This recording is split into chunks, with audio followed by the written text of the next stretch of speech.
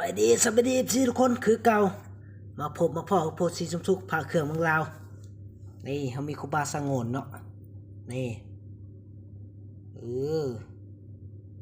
แต่เสียบ่เห็นบล็อกนิยมไอ้น้องแต่มีเก้กับแท้เนาะมาเบิ่งน้ำกันเนาะพิจารณาก่อน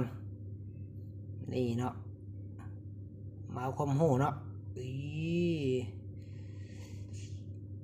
ระวังเรียนที่1กับเรียนที่2เนาะมาวัดสายตากันเนาะวัดเรียนได้ไปเรียนแท้เรียนเก้นะไอ้น้องเข้ามาพากกดไลค์กดแชร์กดติดตามไว้ก่อนเนาะเรียนที่2เนาะมาเบิ่งเรียนที่1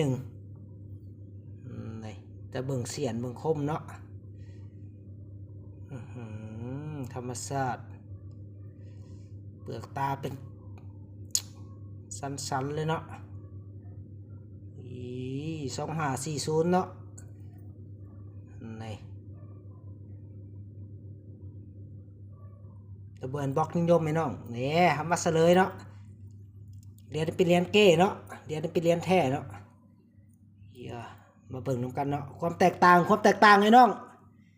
เข้ามาฝากกดไลค์กดแชร์กดติดตามไว้ก่อนนี่เอาเบิ่งเรียนที่2เนาะนี่เป็นไดเนาะเบิ่งเรียนแรกนี่เบิ่งความคมเนาะความคม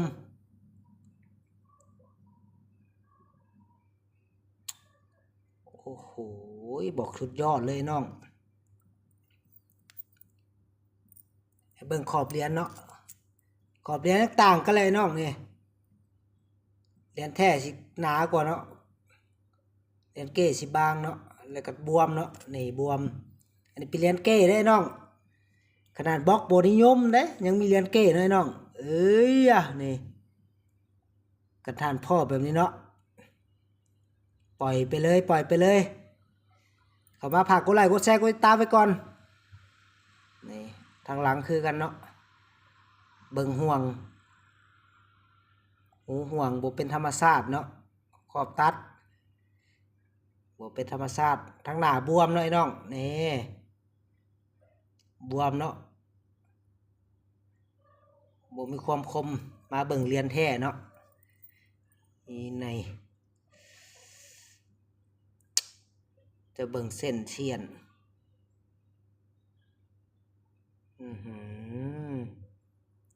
จะเบิ่งขีดเห็นขีดบนนี้บ่นี่จะเบิ่งเปลือกตาเนาะเม็ดตาเป็นคมๆเลยเนาะมีเสียน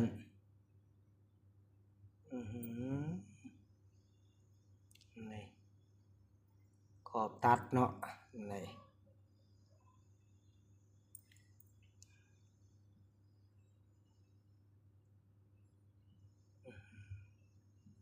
แต่ด้านหลังคือกันเด้อไอ้น้องเด้อเนาะเด้งนี่พิจารณาเนาะความคมที่แตกต่างกันเลยเรียนนี่เป็นเรียนเก้เนาะขนาดบ่เห็นบล็อกนิยมเลยนี่ยังมีเก้ออกมาไอ้น้องนี่เรียนแท้ต้องอย่างซี่เนาะความคมบ่เป็น2รองไผเนาะก็เป็นเรียนกับเกจิพังนั่นนี่เขาว่า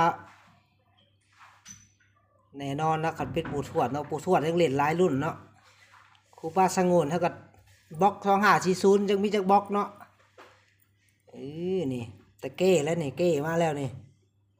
โอเคเนาะคลิปนี้ฝากกดไลค์กดแชร์กดติดตามไว้คือเก่าไอ้น้องขอกล่าวคำว่าสบายดีเนาะพบกันใหม่ในคลิปหน้าเนาะ